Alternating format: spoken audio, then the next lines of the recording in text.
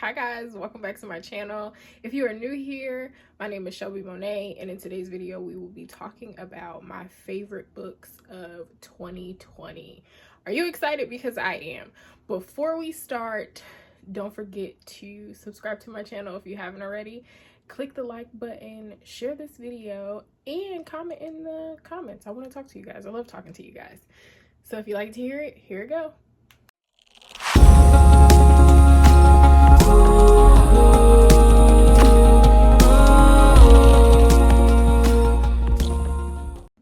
Okay, so this is not going to go in any particular order. I'm kind of just going to go through them. I didn't necessarily rate, or rank them. I didn't rank my books. These are just books that really stood out to me that I read this year. And I like them. I don't think I'm going to be doing like ranking of books because I don't know, I just don't like doing that. Like, I feel like the reason that I love one book is not going to be the same reason that I love another book. So like the reason that I gave something 4 stars or 5 stars is not the same reason why I gave something else 4 stars, 5 stars. If you follow me on Goodreads, I do rate them on Goodreads, but that's just because it asks me to before I move on to my next book.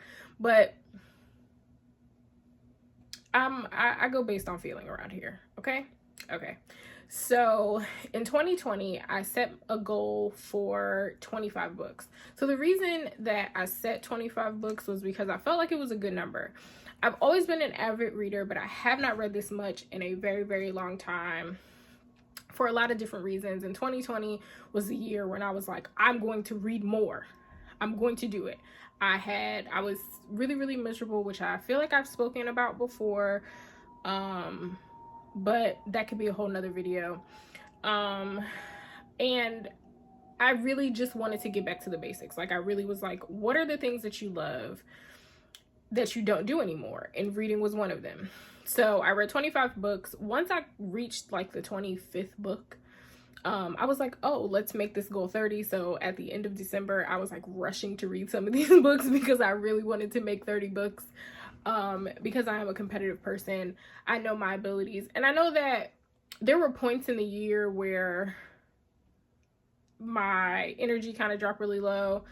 I was dealing with some things, so I did not read as much, and I just wanted to, you know, fix that. Like, I knew that I could have read more. I had the time to, so I did at the end of the year.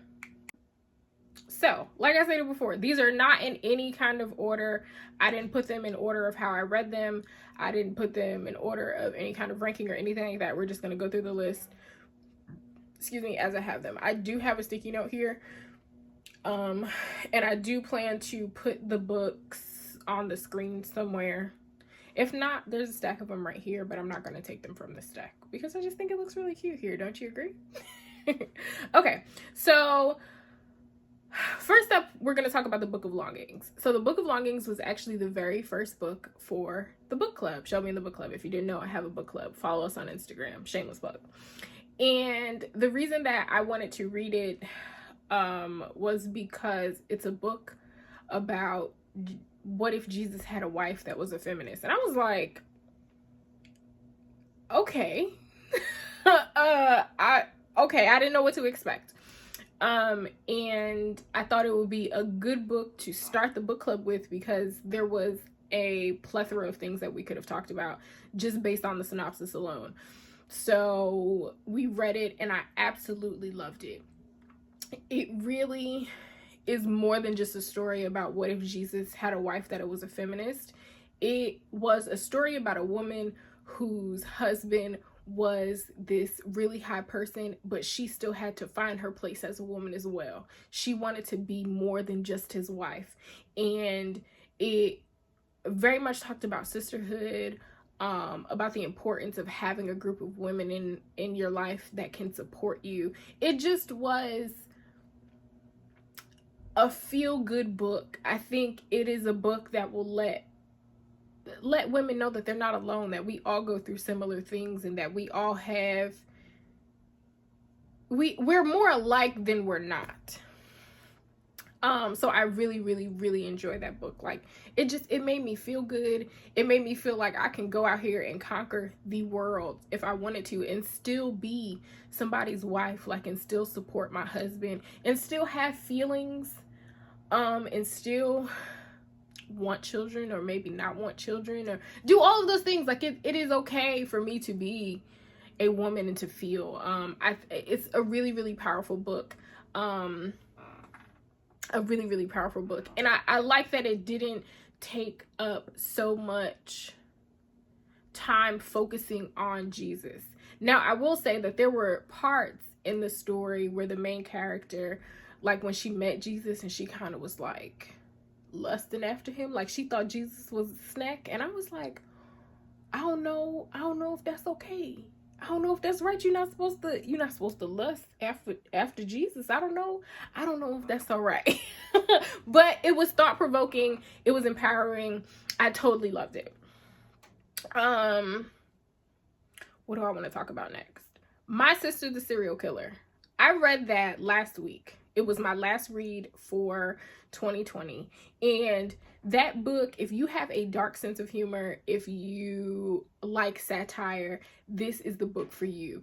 It's a story about a girl whose sister is a serial killer, and she keeps killing her boyfriends. And her sister, that's the serial killer, starts to like and date a guy that the narrator of the book works with and that she's in love with, and she's so afraid that her sister is going to kill him. And it has this like really cool plot twist, and it was just overall a good story. It's a short read. It's maybe like 230 pages, if that.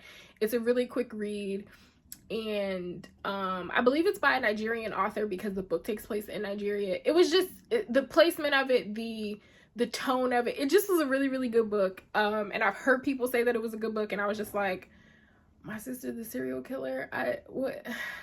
I'm glad that I read it. It was really, really good.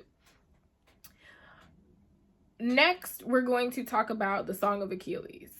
So, I read the Song of Achilles, I want to say February, March-ish of last year. And I picked it up because where I work, there's a bookstore right down the street. And I had just finished reading something else, or I didn't bring my book to work and it was a slow day, and I was like, okay, I don't want to be sitting here scrolling Instagram. I could be reading. So I ran to the bookstore and I was like, hey, I was looking for something. I couldn't find anything. And one of the employees at the bookstore was like, how about you read the Song of Achilles? And I kind of made a face, like, not like to be rude, but I was just like, girl, everybody knows what happened to Achilles. Like, Achilles' heel, he died, girl. Like, everybody knows.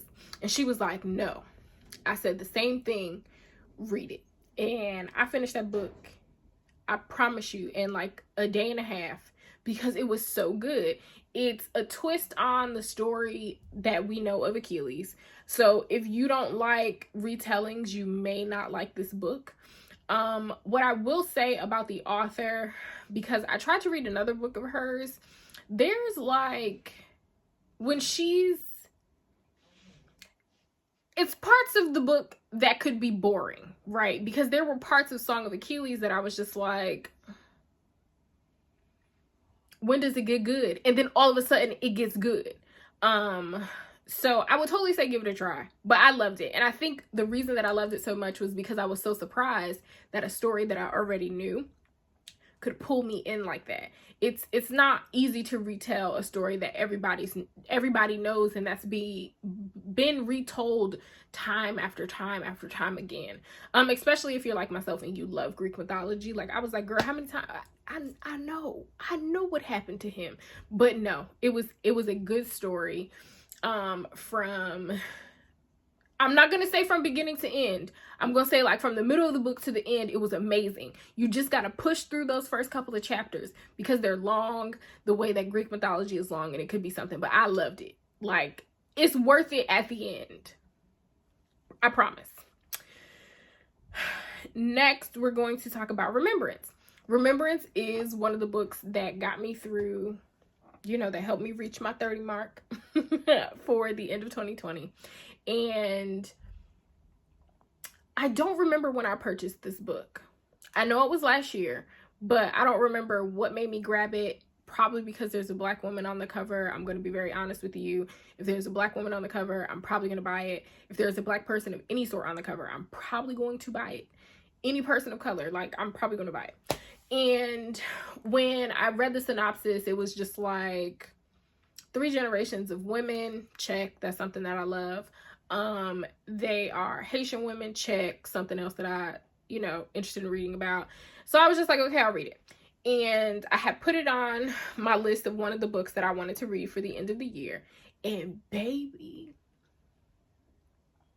let me tell you something. I went through a whole bunch of emotions. Now, it is a pretty big book. It's about 400 pages. So it took me about a week to read it, which is on pace for myself. And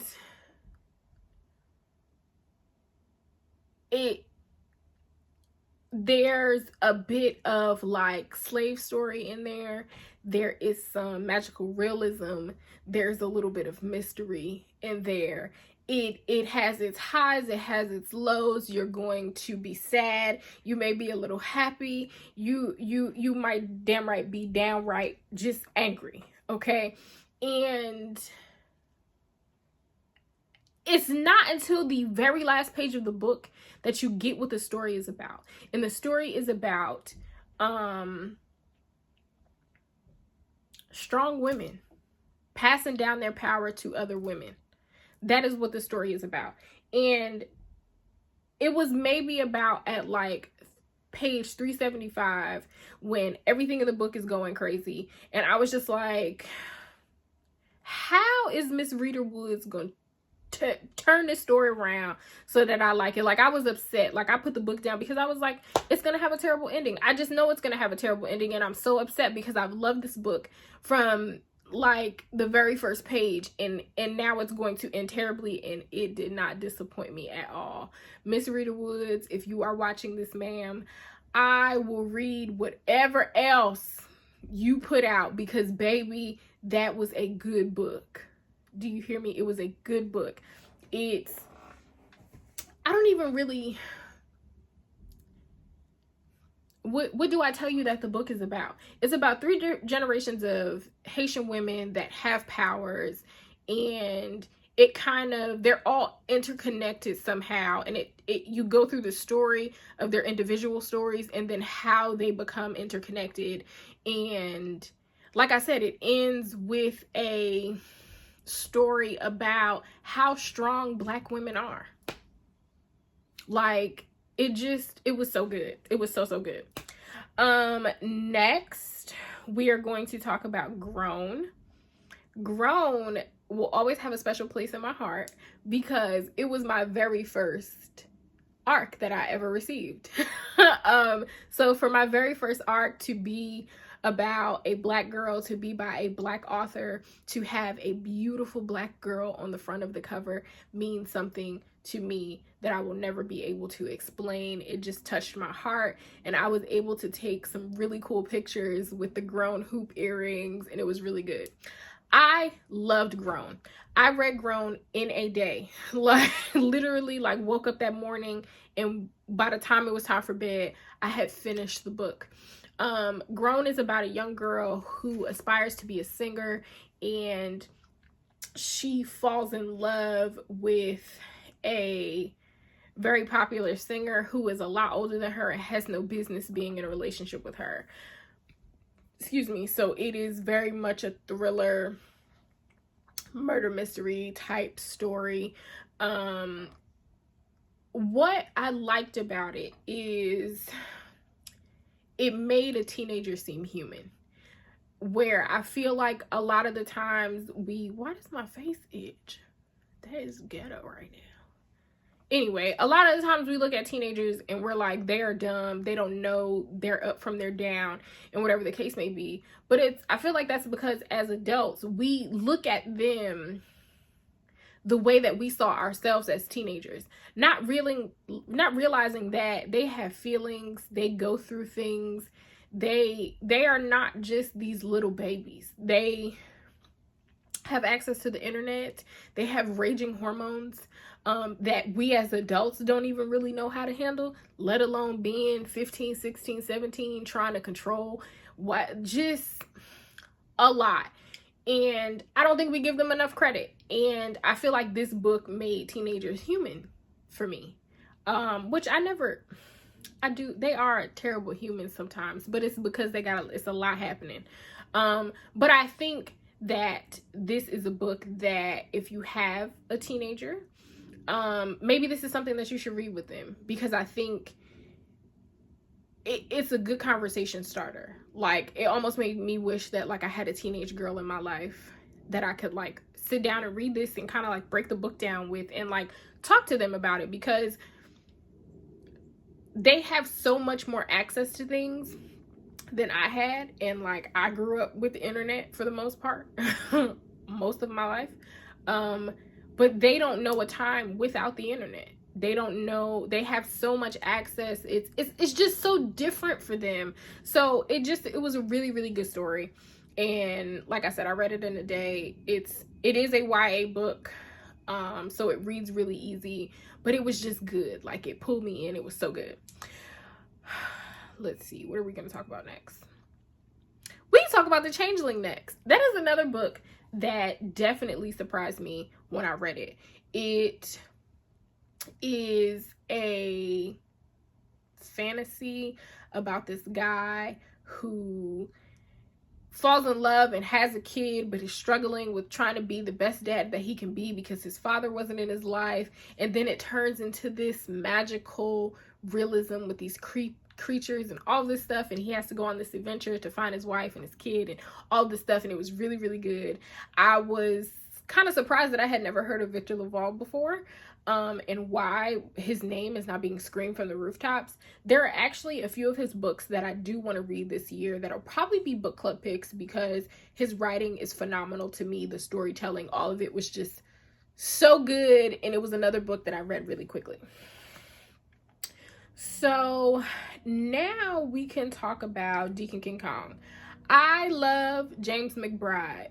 If somehow, some way, Mr. James McBride, sir, you get to see this video, I love you.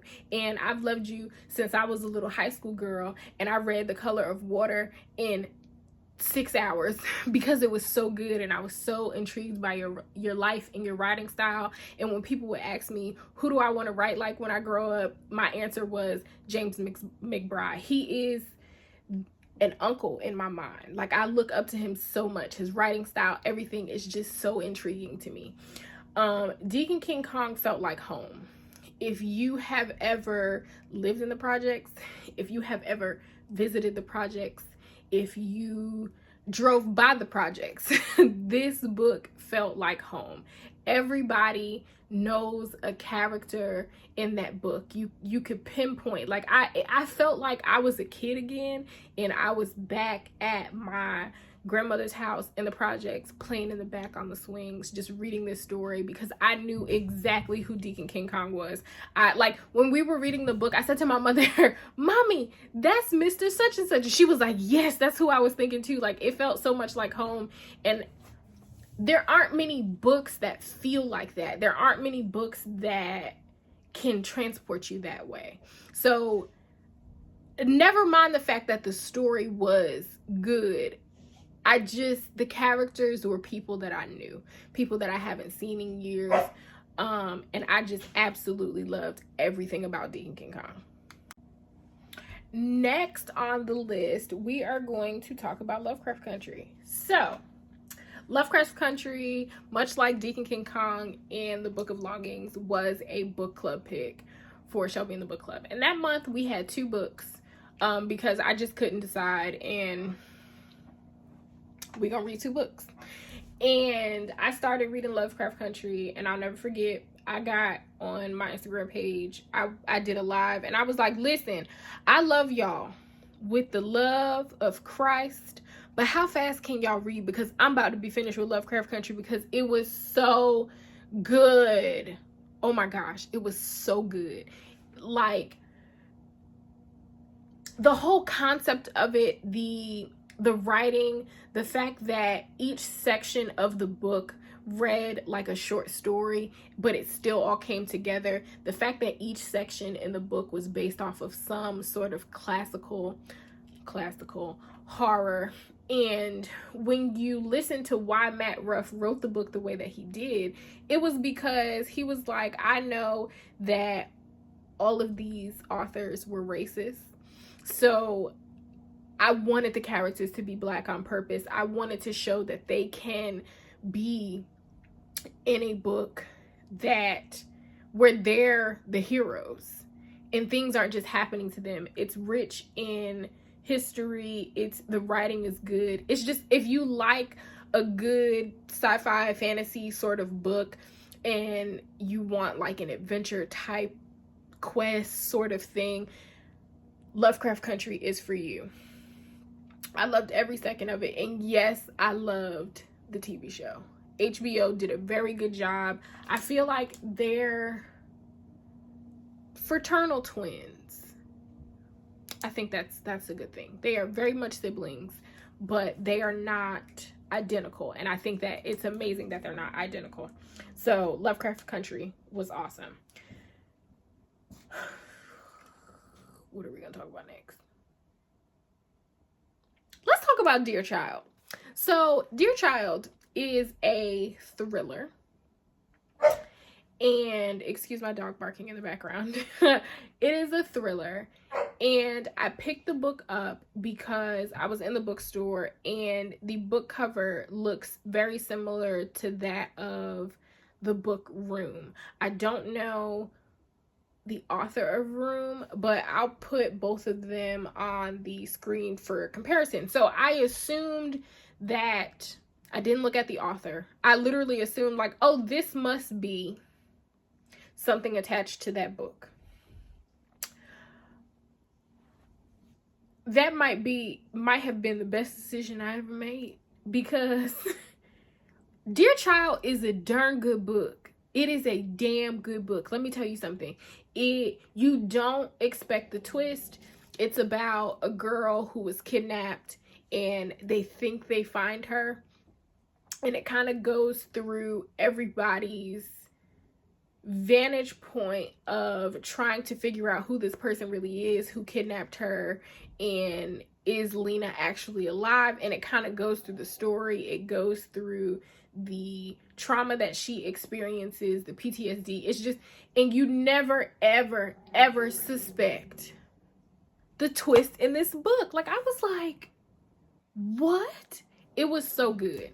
Like, it makes me want to read more thrillers. It really makes me want to venture out in my reading more so that I'm reading more books like that. And it is a translated book, which was something that I wanted to check off my list as well. If you like thrillers, if you're looking to, venture into thrillers,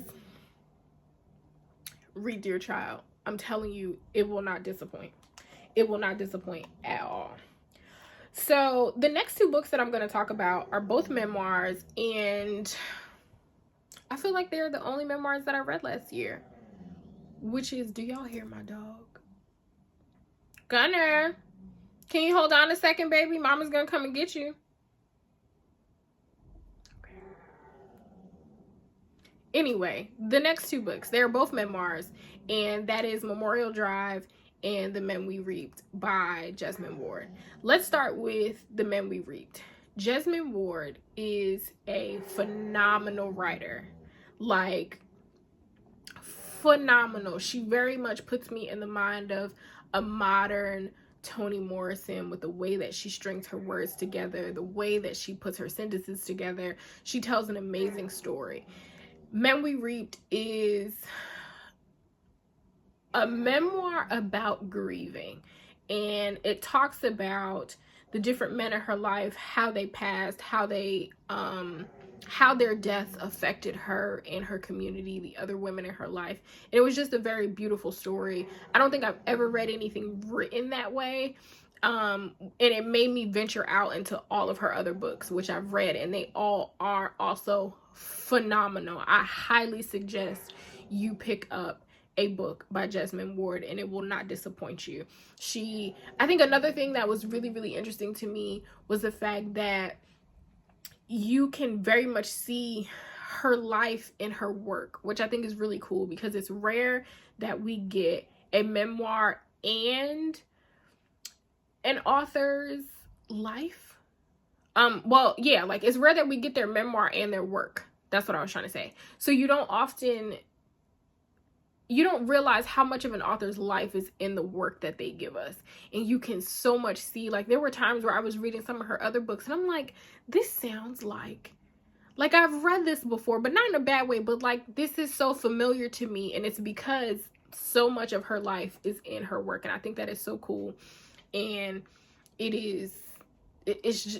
I love her. Now, Memorial Drive is about, her name is Natasha Tretheway. I think I'm saying that right. And it talks about her life leading up to her mom's murder. And I feel like if you are a mother and you have a daughter, or you are a daughter and you have a mama, I think you should read it. I think we don't often see our mothers as the women that they are, and that our parents are we've only known them all of our lives, whereas there was a life before us and they will have a life after us. And I think on the opposite end of that it kind of displayed, to me at least, what I took from it is sometimes mothers don't realize how their actions affect their children, or how their children view it, because often children are viewed as, you're young, you don't know anything, you don't have any feelings, stay in a child place, where it's the complete opposite. So she writes about how she viewed her mother leading up to something that she felt like she could have stopped. Like if she would have said how, it's just, you don't realize what your children are seeing. You don't realize what they feel, and you only know what your kids tell you. But it's the things that your children are not telling you that you should really be concerned about. It's a really, really good book. It's a short read, but it's impactful. It's very impactful. Okay, we got 2 more books on the list. And I don't want to say my favorite of the year, but like one that sticks out in my mind still, and I read it a while ago at this point. We'll talk about that one last. So A Woman Is No Man. A Woman Is No Man was one of the first books that I read last year. And it is a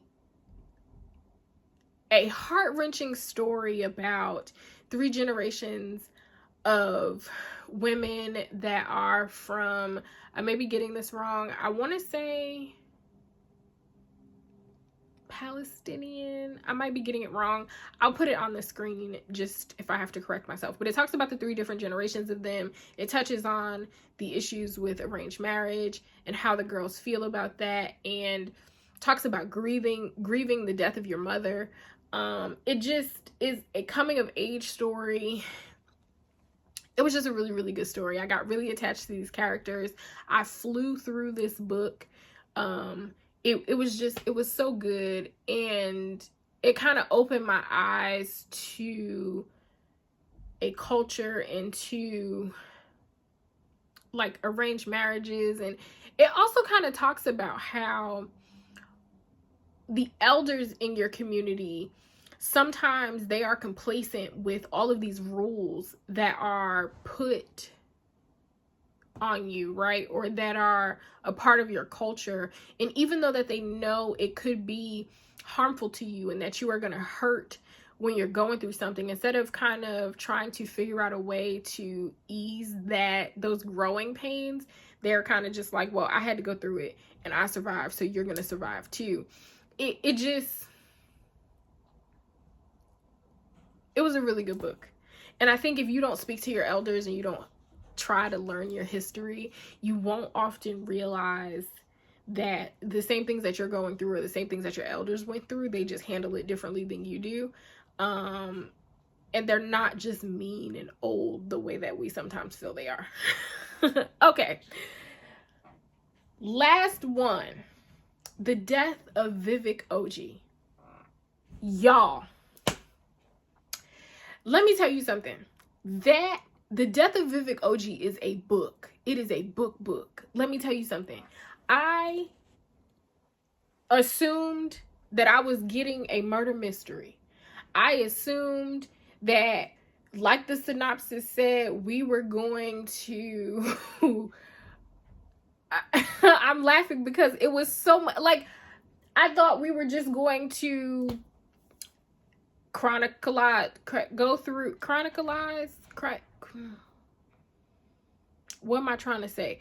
I thought we were going to go through Vivek Ogee's life up until his death. What word am I trying to say? I'm always making up a word, baby. Anyway, it was so much more than just this happened this day, that happened that day, blah, blah, blah.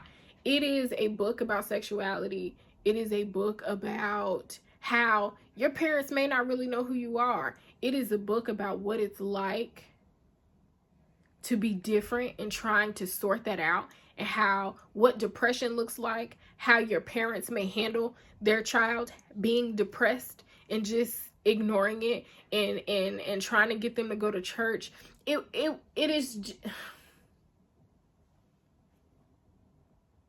is a phenomenal story. The writing itself, like everyone, at least once a day, I sit back and I say to myself, The Death of Vivek Ogee was a damn good book. Like, the writing style, I could not get enough of that book. And I feel like I want to read it again just to take in what I may have possibly missed. Because it's a short book, but it's so much in the book. There's so much to be said. There's so much. It's just... It really takes a different take on sexuality and being different and what that means, how it looks, and the toll that it takes on everybody. Read that. Read The Death of Vivek Ogee. Well, guys, with that being said, that was my 2020 favorites. I hope you enjoyed this video. Don't forget to like, comment, subscribe. If you want to know more about what I'm currently reading or anything like that, make sure to follow me on Instagram at Shelby in the Book Club, and I will talk to you guys soon. Bye, guys.